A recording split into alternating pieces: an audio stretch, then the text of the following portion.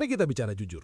Idul Fitri seringkali menjadi ujian iman sekaligus ujian dompet yang sangat berat bagi kita semua, tanpa terkecuali.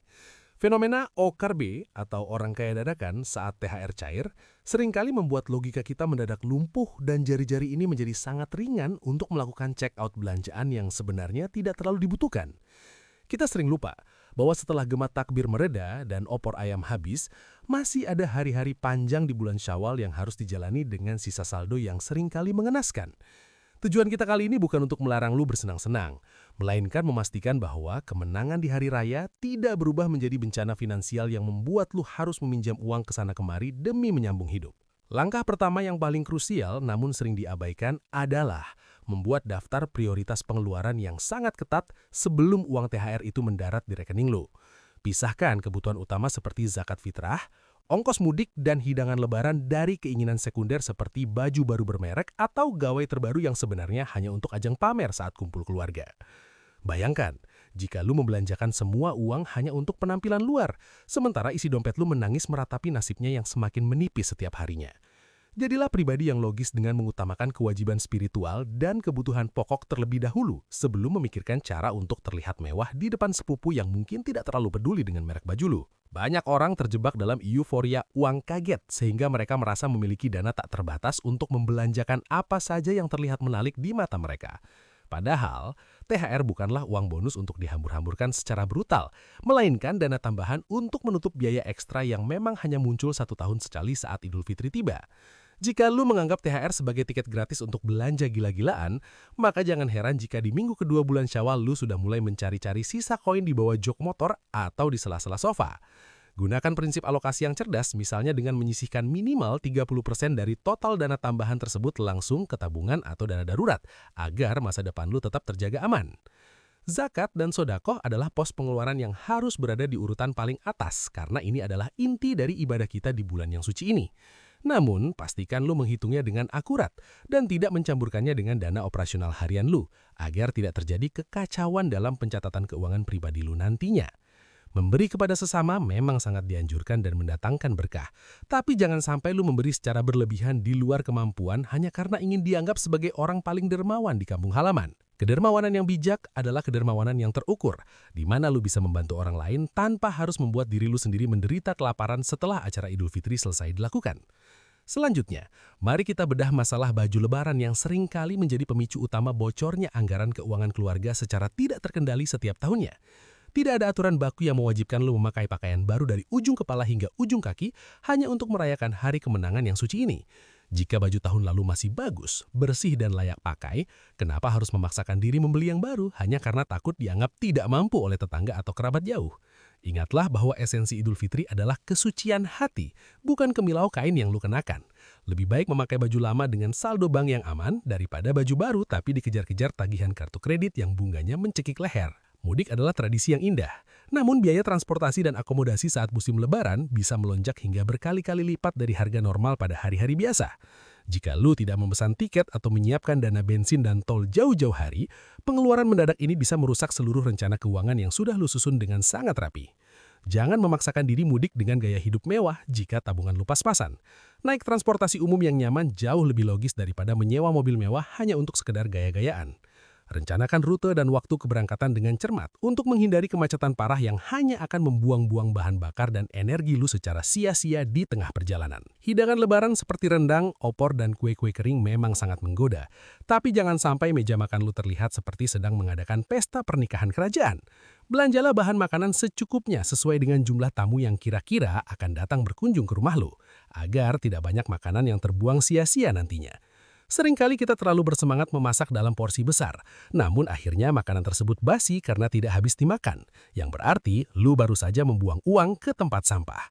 Jadilah tuan rumah yang bijak dengan menyajikan menu yang berkualitas namun tetap dalam batas wajar anggaran, karena rasa kebersamaan jauh lebih penting daripada banyaknya jenis lauk di atas meja. Angpau lebaran untuk keponakan dan saudara kecil adalah tradisi yang menyenangkan, tapi ini juga sering menjadi lubang hitam yang menyedot saldo rekening lu tanpa ampun.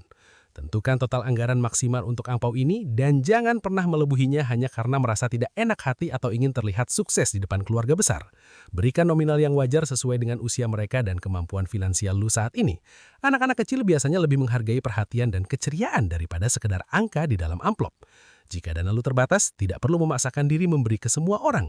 Fokuslah pada keluarga inti dan kerabat terdekat yang memang layak untuk mendapatkan santunan kecil tersebut. Salah satu jebakan Batman yang paling mematikan di bulan Ramadan menuju Lebaran adalah diskon besar-besaran di pusat perbelanjaan maupun aplikasi belanja daring yang sangat agresif. Lu akan melihat tulisan diskon 70% di mana-mana yang seolah-olah berteriak memanggil nama lu untuk segera mengeluarkan kartu debit atau menggunakan fitur pay later yang berbahaya. Sadarlah bahwa barang yang didiskon tetaplah sebuah pengeluaran jika lu sebenarnya tidak membutuhkannya sejak awal perjalanan belanja lu saja. Jangan tertipu oleh permainan psikologi pemasaran yang membuat lu merasa merugi jika lu tidak membeli barang tersebut sekarang juga. Kerugian yang sebenarnya adalah saat saldo lu nol sementara cicilan masih menumpuk. Penggunaan fitur pay later atau kartu kredit saat lebaran adalah cara tercepat untuk merusak kebahagiaan lu di bulan Syawal yang seharusnya penuh dengan kedamaian dan rasa syukur. Berhutang untuk konsumsi yang sifatnya sementara seperti baju atau makanan adalah kesalahan finansial tingkat tinggi yang akan menghantui lu selama berbulan-bulan ke depan setelahnya. Bayangkan, lu masih harus mencicil harga baju lebaran yang sudah kusam saat Idul Adha nanti tidak.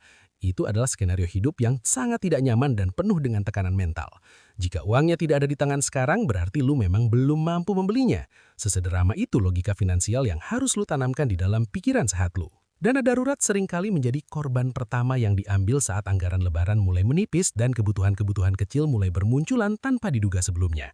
Jangan pernah menyentuh dana darurat hanya untuk keperluan konsumtif lebaran, karena kita tidak pernah tahu apa yang akan terjadi di bulan-bulan setelahnya yang mungkin lebih sulit. Dana darurat adalah pelindung terakhir lu jika terjadi sesuatu yang buruk.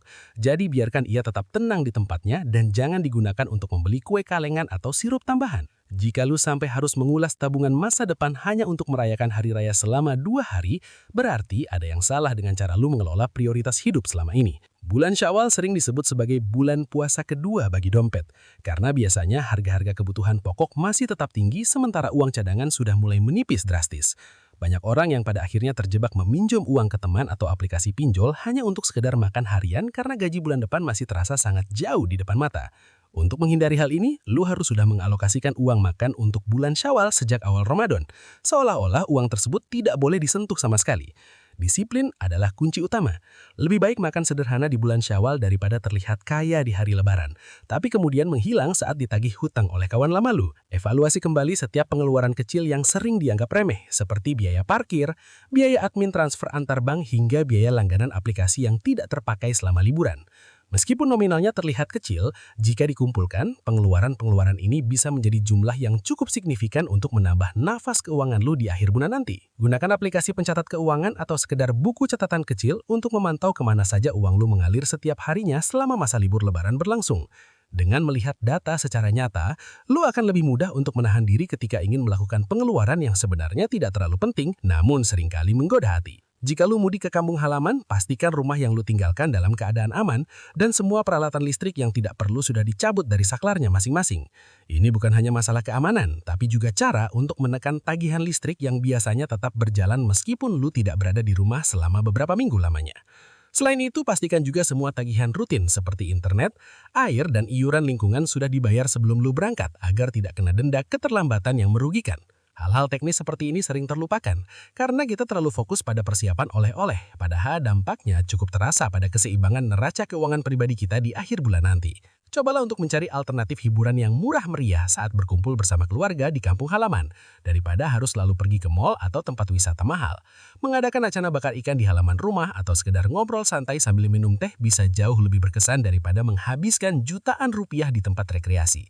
Esensi dari Idul Fitri adalah menyambung silaturahmi yang sempat terputus, dan itu semua bisa dilakukan tanpa harus mengeluarkan biaya yang membuat jantung lu berdegup kencang saat melihat tagihan ke belakang.